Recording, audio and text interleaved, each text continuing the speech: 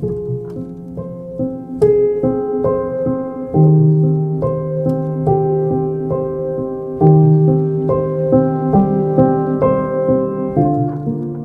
came here three years ago.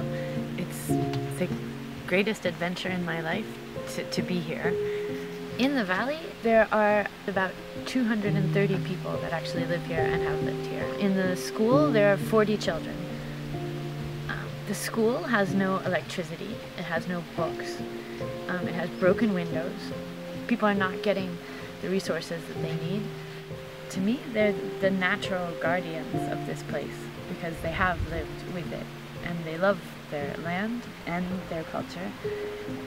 But because they don't have the economic resources, they are going to have a very hard time holding on to their land and looking after it and protecting it.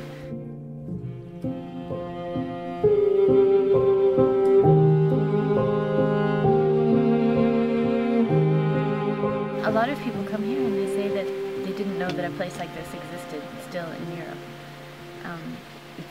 It's beautiful, it's full of wild animals. It has over 3,500 native species of plants, which is about twice as much as anywhere else in Europe. It's one of the most beautiful places in the world.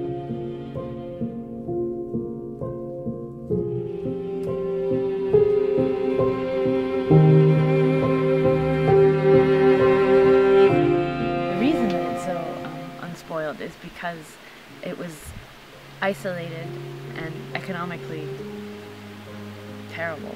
People who lived up here were, they had a hard life, but they were independent and nobody ever really could control the area. So they were free, but they were also poor.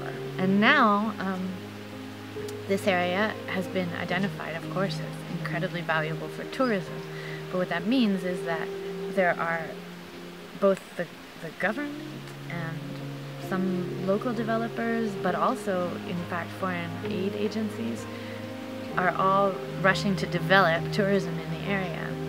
But it's not being done very responsibly. There have been plans to do various hydroelectric schemes, which at their worst involve damming the river, flooding the valley, rerouting the river.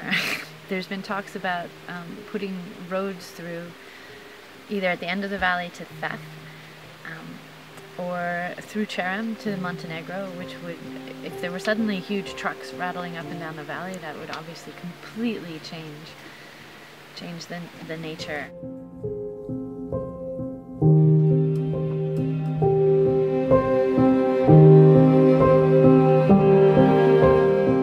Logging is tremendously lucrative and completely unchecked.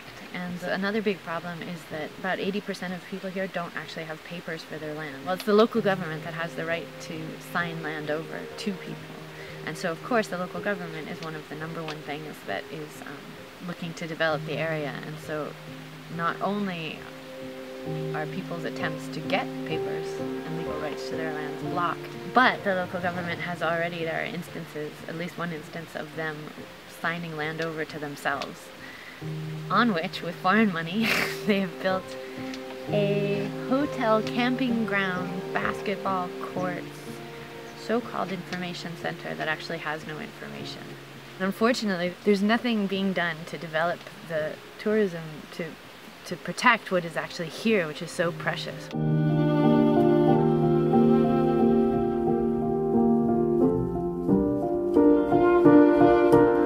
The people here very much need help.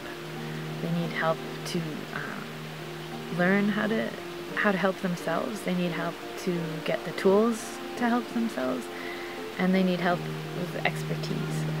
And it's not hard to help, but it's desperately needed.